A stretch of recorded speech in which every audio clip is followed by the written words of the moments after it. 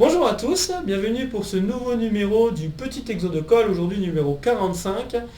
Et donc vous l'aurez compris, je suis de retour à Montréal. Vous connaissez le code couleur, tableau noir Montréal, tableau blanc Amiens, et en France. Donc là, je suis au Canada et ça fait une semaine que je suis revenu, ça fait plaisir. Comme d'habitude, j'ai pu assister directement à des conférences le lendemain de mon arrivée en fait. Ça a fait vraiment plaisir de rencontrer de nouvelles personnes, de revoir d'anciennes personnes, collaborateurs ou autres. Ça fait vraiment très plaisir de voir beaucoup de résultats, de recherches également, c'est inspirant. Et j'ai pu afficher mon poster. Bon voilà, c'était vraiment très agréable. J'ai pu nouer de nouveaux liens avec d'autres gens que je ne connaissais pas. Et c'était vraiment très très agréable.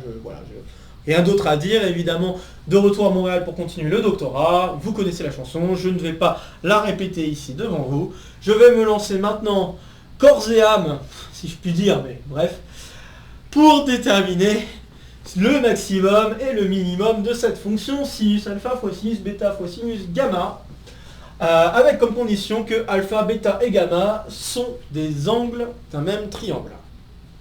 En espérant que l'énoncé est assez clair, mais si toutefois ça ne l'est pas, vous prenez n'importe quel triangle, vous prenez les trois angles, alpha, bêta, gamma, et vous évaluez ce truc. Alors remarquez que ce truc est symétrique en fonction des angles que vous choisissez. D'accord? Donc là j'ai choisi d'écrire alpha, bêta, gamma, mais j'aurais pu écrire autrement bêta, alpha, gamma ou autre chose. C'est symétrique, donc peu importe dans quel ordre je mets les angles, ça ne changera absolument rien au problème.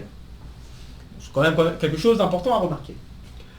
Bon, voilà, c'est un exercice classique de fonction à plusieurs variables où on doit déterminer des maximums, des minimums. Hein. C'est vraiment assez bateau, mais quand même, il faut savoir le faire. Et puis, cet exercice recèle quand même certaines particularités qui peuvent être assez intéressantes à exploiter. Donc, c'est pour ça que je vous le propose. Et ici, je vais vous proposer donc deux résolutions. Je vais en proposer une très classique, où on utilise juste les outils des fonctions à plusieurs variables que vous connaissez, et une autre un peu spéciale que je ne vais pas dire tout de suite, mais en tout cas qui a vraiment son intérêt, et je la ferai après la première. Bref, cela étant dit, comme d'habitude, vous connaissez donc la chanson, je vous invite à faire une petite pause afin de vous essayer à cet exercice, vérifier que vous savez faire ces choses-là. Et on se retrouve dans quelques instants pour la résolution de cette chose. On est parti? Allez, c'est parti.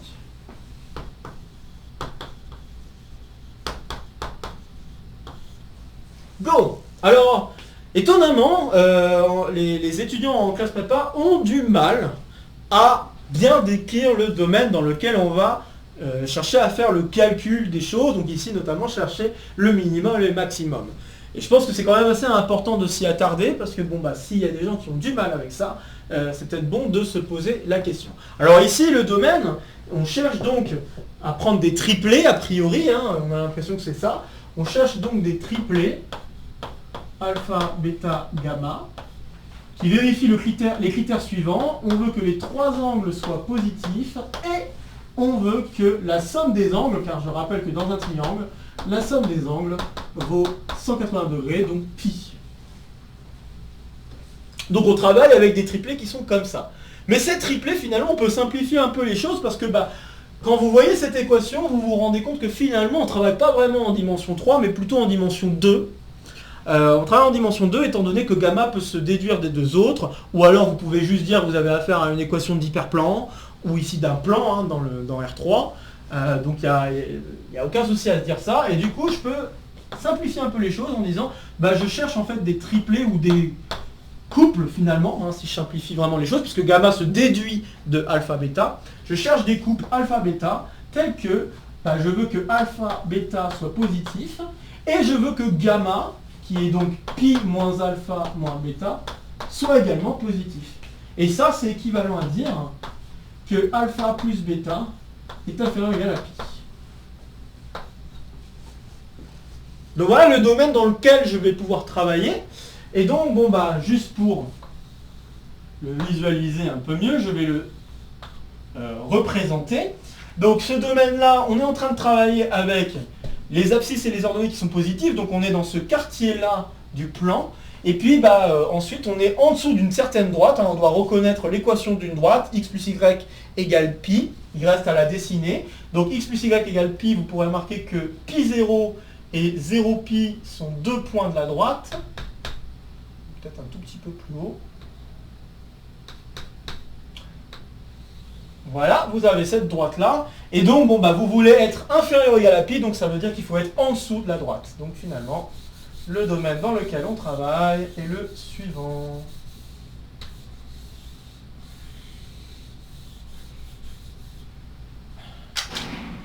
Alors j'ai mis égal, mais c'est pas vraiment égal. Hein. Je mets des guillemets, c'est au sens où je le manipule, juste pour dire que finalement je travaille qu'avec un couple et pas un triplet. Donc voilà mon domaine, hein, et le domaine je peux l'appeler delta si je veux. Voilà. Donc voilà mon domaine avec lequel je vais travailler. Et donc la fonction que je vais considérer, la fonction suivante, hein, f alpha bêta, donc qui a alpha bêta plutôt associé, c'est le produit sinus alpha, sinus bêta, sinus de pi moins alpha moins bêta. Donc qui va aller de delta vers R.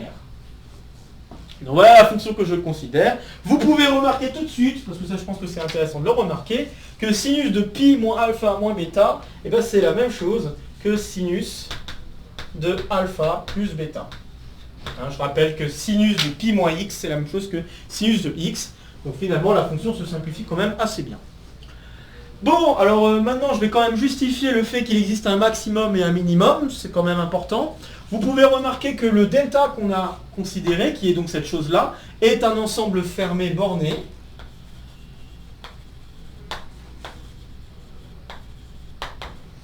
Donc compact.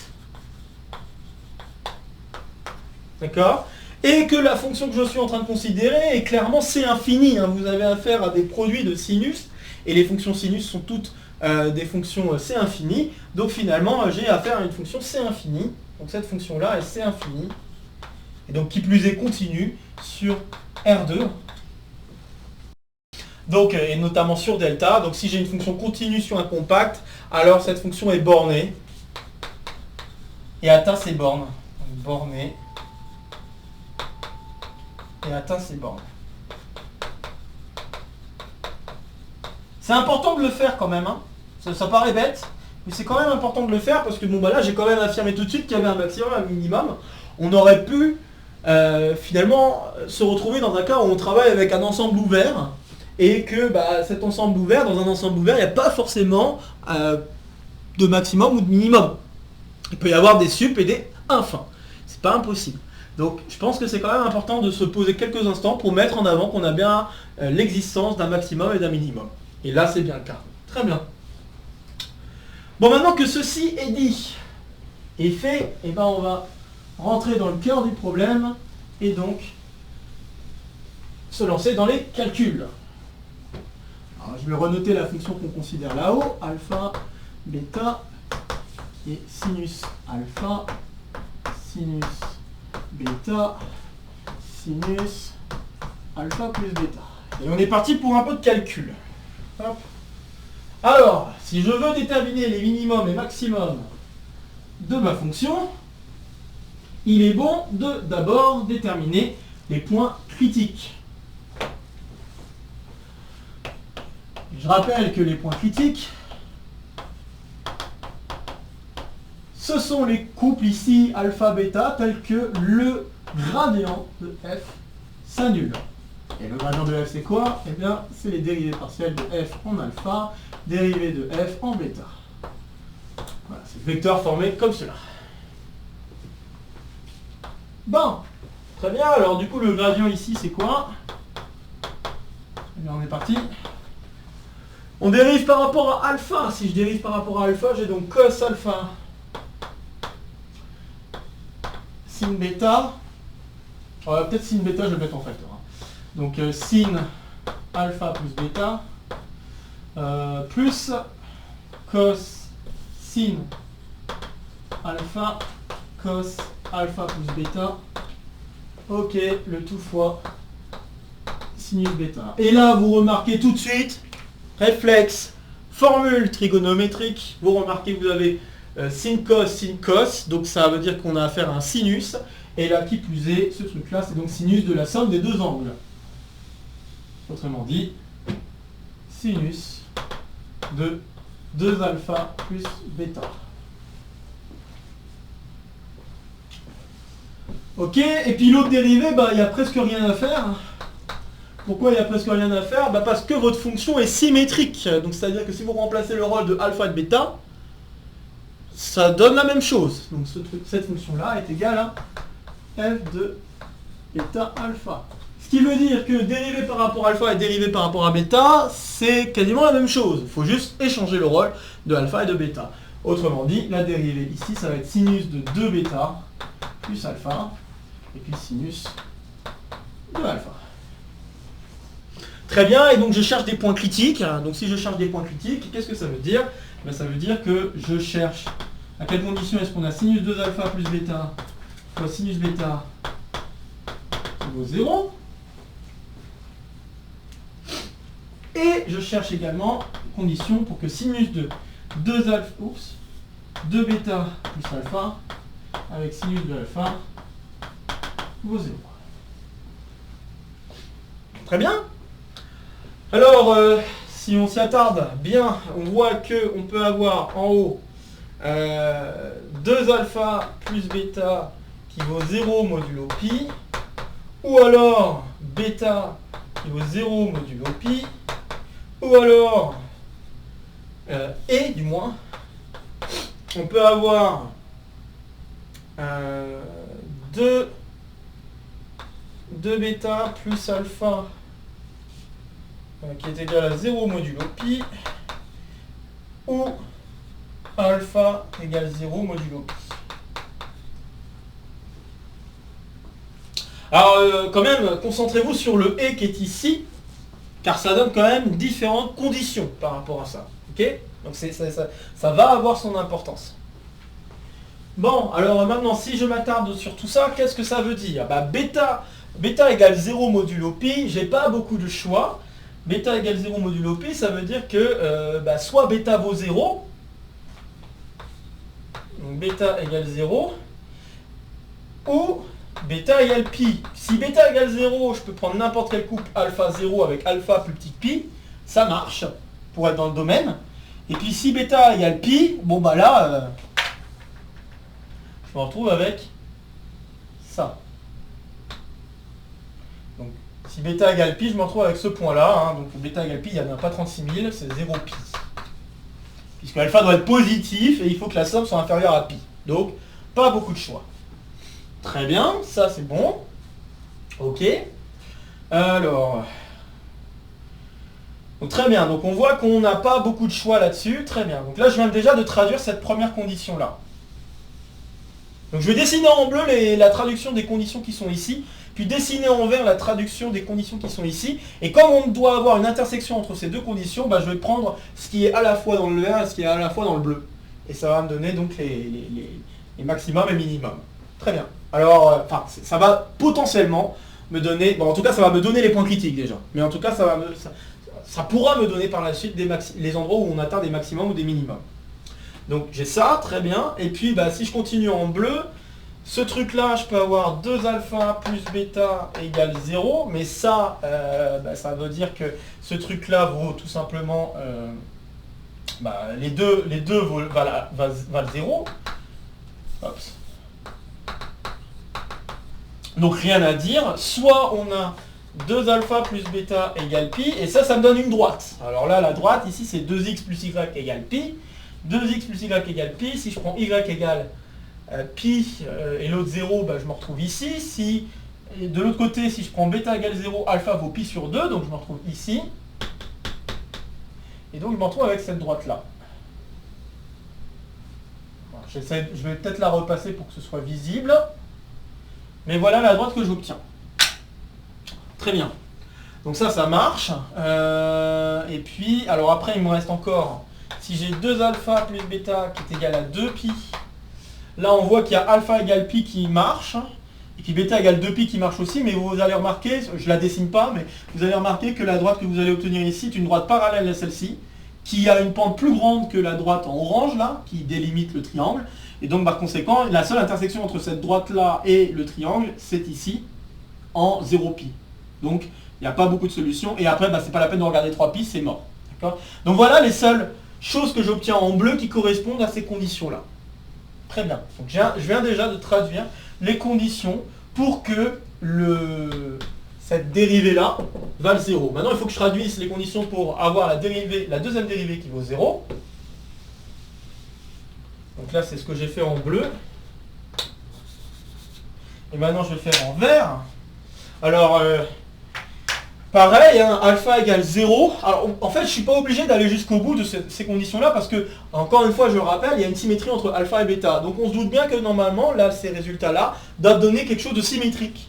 Alors, je ne vous fais pas tout le truc. Si vous voulez, vous pouvez vous amuser à le vérifier. Mais en effet, je vais en effet avoir quelque chose de symétrique. Donc les conditions qu'on va obtenir ici, ça va être ce qui est en vert là, d'accord? Et puis, il me manque juste une droite à dessiner. Est-ce qu'il est au milieu? Je ne suis pas sûr, mais c'est pas grave.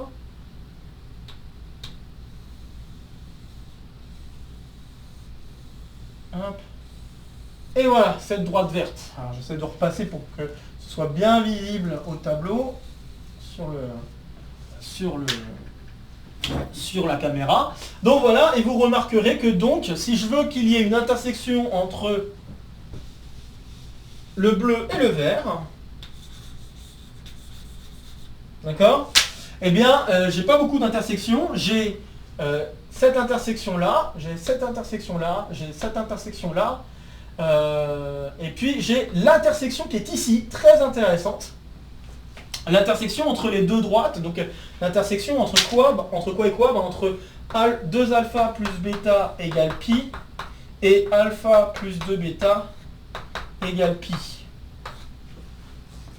Alors vous avez affaire donc à un système d'équations avec deux inconnus. Ce système d'équations, vous pourrez le marquer en prenant la matrice 2, 1, 1, 2. Vous avez bien affaire à une matrice inversible, donc il n'y a qu'une seule solution. Et ici, la seule solution à laquelle vous pouvez penser, c'est juste prendre alpha égale bêta égale pi sur 3. Donc vous allez vous retrouver avec celle-ci. Je viens de justifier à l'oral pourquoi il n'y a qu'une seule solution. Donc vous vous retrouvez avec ça. Très bien. Donc voilà les points. Alors je vais juste récapituler les points critiques que nous obtenons. Et les points critiques que nous obtenons sont... Alors c'est vrai que je l'ai mis en orange. J'aurais peut-être dû choisir une autre couleur. Donc les points critiques sont celui-là. Ça. Ça et ça. Tous les intersections entre vert et bleu. Vert et bleu. Ok, donc on a les points critiques. Donc les points critiques sont pi 0, 0 pi, 0, 0 et pi sur 3, pi sur 3. Ok, bon, alors maintenant il va falloir calculer la jacobienne pour s'assurer que la valeur qui est au milieu, parce que là ce qu'il y a au bord ça va être un petit peu plus compliqué de s'assurer que c'est bien le minimum ou le maximum, mais celui-là il va falloir faire un petit calcul de la hessienne pour s'assurer que tout va bien.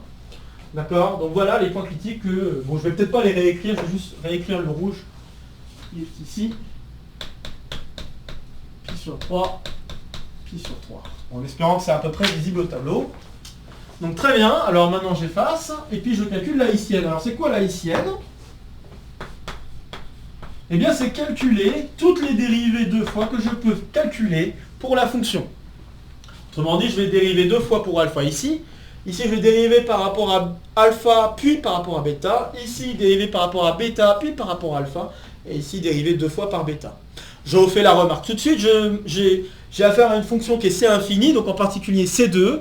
Et grâce au résultat de Schwartz, théorème de Schwartz, je vais pouvoir affirmer que ce que je vais obtenir ici et ici, c'est la même chose. Donc dérivé par rapport à alpha, puis par rapport à bêta, c'est la même chose que dérivé par rapport à bêta, puis par rapport à alpha. Très bien, alors maintenant que j'ai dit ces choses-là, reste à calculer donc ces dérivés.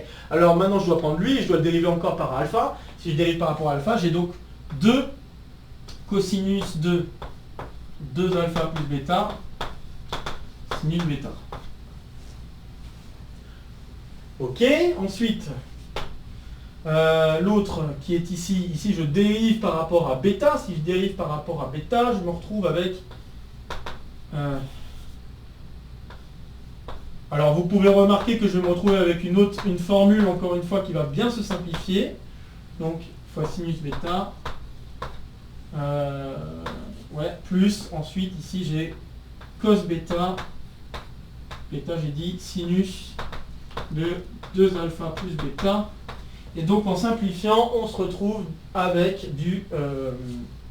donc là on utilise la formule trigonométrique qui est cachée là-dedans. C'est encore du sinus de la somme des deux angles. Donc ça va me donner sinus de 2 alpha plus 2 bêta. Donc sinus de 2 alpha plus 2 bêta. 2 fois alpha plus bêta si on préfère. Donc j'ai ça, ok. Par Schwarz, je sais que ici j'ai la même chose.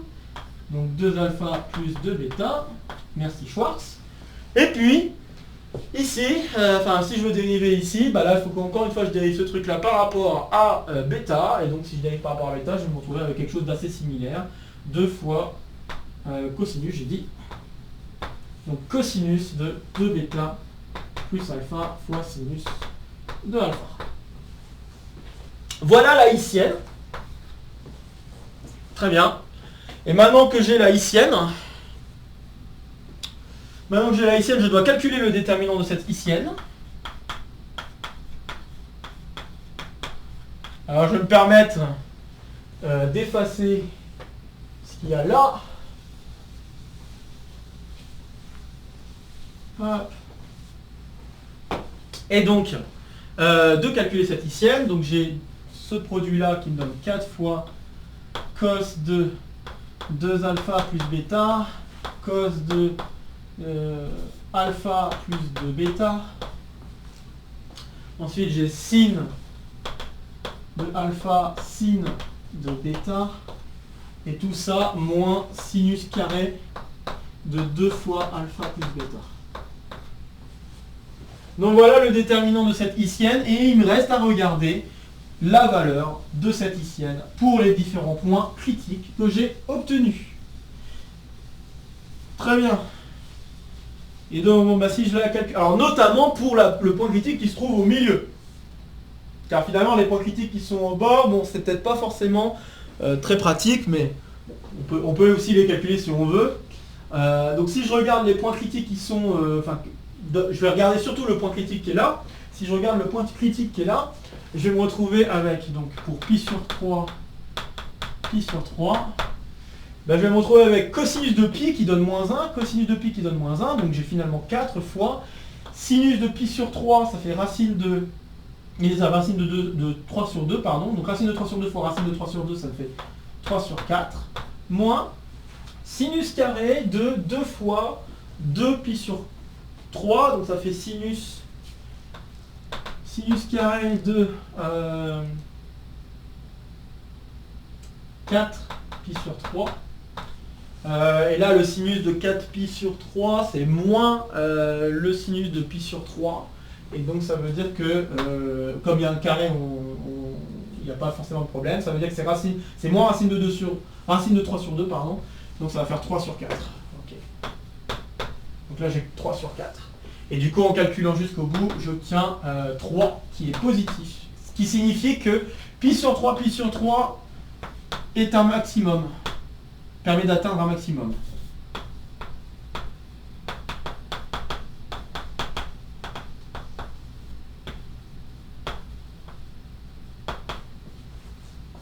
Et donc ce maximum, il reste à le calculer. Donc si je fais pi sur 3,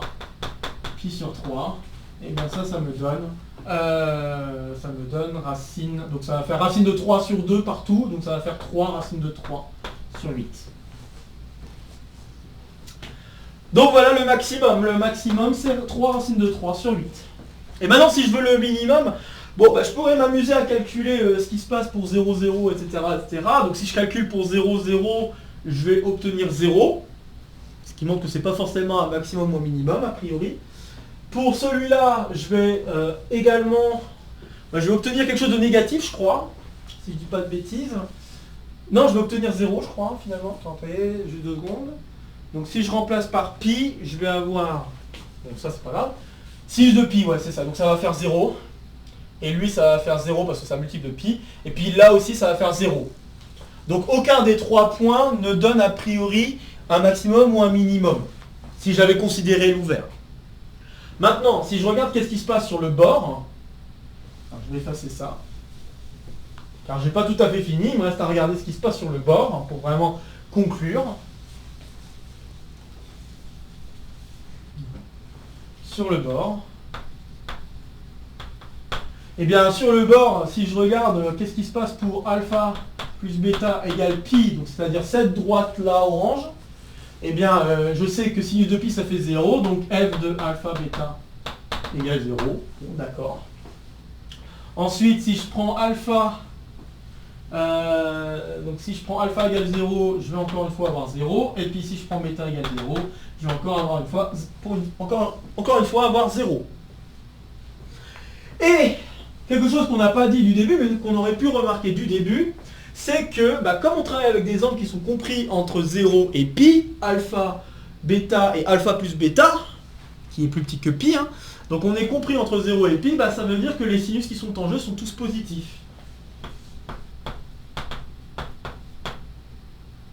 Donc sinus alpha, sinus bêta et sinus alpha plus bêta sont tous positifs. Conclusion, le minimum, on n'a pas d'autre choix que ce soit autre chose que 0. Voilà. Donc même si on n'arrive pas à conclure avec la haïtienne, c'est pas grave, on arrive quand même à conclure avec cette affaire-là qui me permet de mettre en avant que dans ce domaine, le minimum c'est bien 0. Par contre pour le maximum, j'avais quand même besoin de faire tous ces travaux pour me rendre compte que ça va être pi sur 3, pi sur 3. Donc voilà, conclusion de tout ça, la fonction est comprise entre 0 et 3 racines de 3 sur 8. Qui donne donc une bande bien plus petite que 1 finalement, parce qu'on aurait pu penser que ça allait être 1, mais finalement c'est pas 1. Donc quand on voit ce calcul-là, voilà, c'est quand même un peu plus petit, bon peut-être pas beaucoup plus petit, mais c'est quand même un peu plus petit que 1. Donc ça va pas... Ok, alors maintenant que je vais faire la résolution classique, je vais vous donner la résolution astucieuse.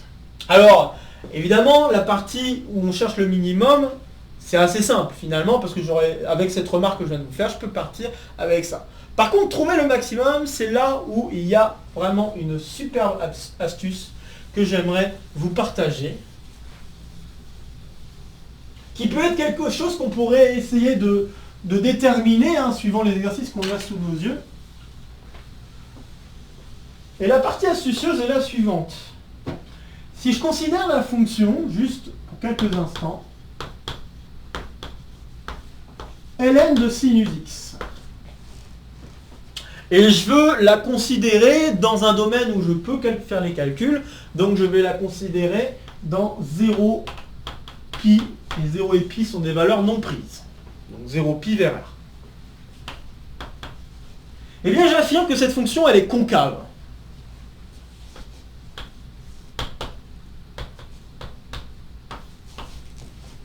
Alors c'est une fonction c infinie sur 0 pi ouvert, donc je peux la dériver autant de fois que je veux. Faisons ça, si je la dérive, donc g' de x, ça me donne cosinus sur sinus. Donc on se rend compte qu'on a affaire à la cotangente. Et la dérivée de la cotangente, donc si je dérive deux fois, c'est moins 1 sur sinus carré de x qui est négatif. Donc comme la dérivée seconde est négative, ça veut dire que la fonction est concave. J'espère que jusque-là vous êtes convaincus. Très bien. Et puis maintenant que j'ai montré qu'elle est concave, je vais utiliser l'inégalité de concavité qu'on appelle aussi inégalité de Jensen. Donc je crois avoir déjà parlé dans un précédent exo de colle ou petit exo de colle. Je vais utiliser l'inégalité de Jensen, ou une égalité ici de convexité ou de concavité, un peu plus généralisée, car on peut remarquer, donc je vous rappelle que la fonction qu'on était en train de regarder, alpha bêta, c'était sinus alpha, sinus bêta, et puis je vais faire exprès de ne pas simplifier ce que j'ai fait tout à l'heure, je vais écrire sinus de pi moins alpha moins bêta. Je fais exprès. Vous allez comprendre très vite pourquoi. Eh bien, si je regarde ln de f de alpha bêta et que je le divise par 3. Donc cela me dit que je dois être dans les conditions où je dois être dans une partie où ça doit être non nul ce truc-là. Hein. Donc ça veut dire que alpha, bêta sont tous deux strictement positifs et je veux que alpha plus bêta soit strictement inférieur à pi. Je suis dans l'ouvert. Je suis dans une condition où je suis dans l'ouvert. Et bien si je suis dans l'ouvert, ce truc-là c'est la même chose que 1 tiers de ln de sinus de alpha plus 1 tiers ln de sinus de bêta plus 1 tiers de ln de sinus de alpha plus bêta, de pi pardon, moins alpha moins bêta. Et donc, par inégalité de Jensen ou inégalité de convexité, et ici plutôt de concavité, comme la fonction est concave, ceci correspond à la corde, d'accord? Donc si à une certaine corde, donc ça veut dire que je suis à quelque chose comme ça, et bon bah là je suis en train de regarder un point en particulier, donc ce point particulier va être au-dessus de la corde, d'accord? Je rappelle juste l'inégalité de concavité juste pour 2 termes, et puis bah pour 3 termes c'est un peu le même genre de truc. Donc on a ça qui va être inférieur ou égal alors à ln de sinus de alpha plus bêta plus pi moins alpha moins bêta sur 3. Quand même pas mal ça.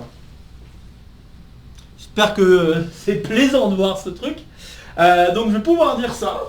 Et puis en disant ça, bah, j'ai ln donc de sinus de pi sur 3. Et donc ça veut dire que c'est ln de racine de 3 sur 2. Donc là je viens de dire que 1 tiers de ce truc-là est inférieur ou égal à ce truc-là. Donc si je fais x3, j'ai ln de mon f de alpha bêta qui est inférieur ou égal à 3 fois ce ln. Et donc, bah, en mettant à l'exponentielle, hein, l'exponentielle conserve l'inégalité, hein, c'est une fonction croissante, et ben je me retrouve avec racine de 3 sur 2 au cube, qui me donne exactement 3 racines de 3 sur 8. C'est pas joli ça? Dites-moi que c'est pas joli. Osez me dire que c'est pas joli.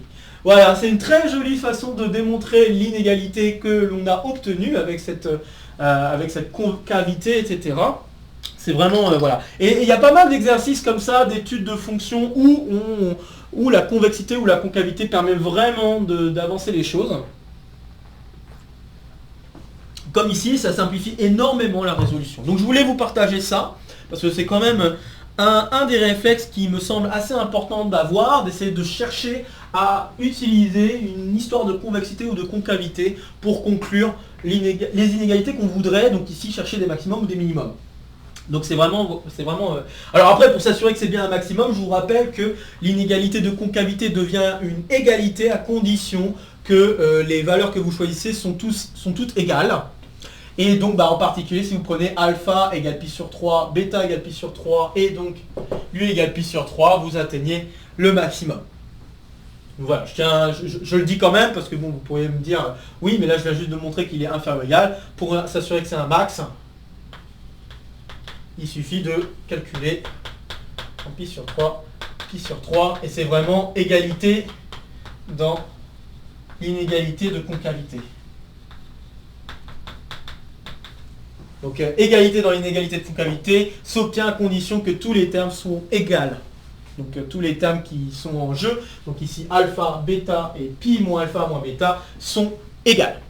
Et donc bah, on peut retrouver que le seul couple alpha-bêta qui marche, ça va être alpha égale bêta égale pi sur 3.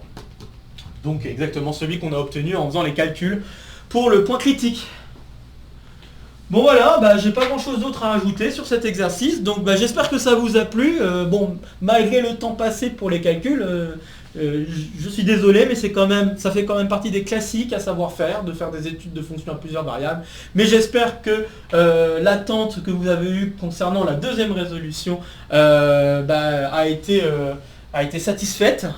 Et bon voilà, ça m'a fait vraiment plaisir de mettre en avant ce deuxième point de résolution qui me semble tout à fait très intéressant. Bon, alors sur ce, comme d'habitude, n'hésitez pas à partager la vidéo si vous connaissez d'autres camarades qui peuvent être intéressés par la vidéo ou par le contenu de la chaîne.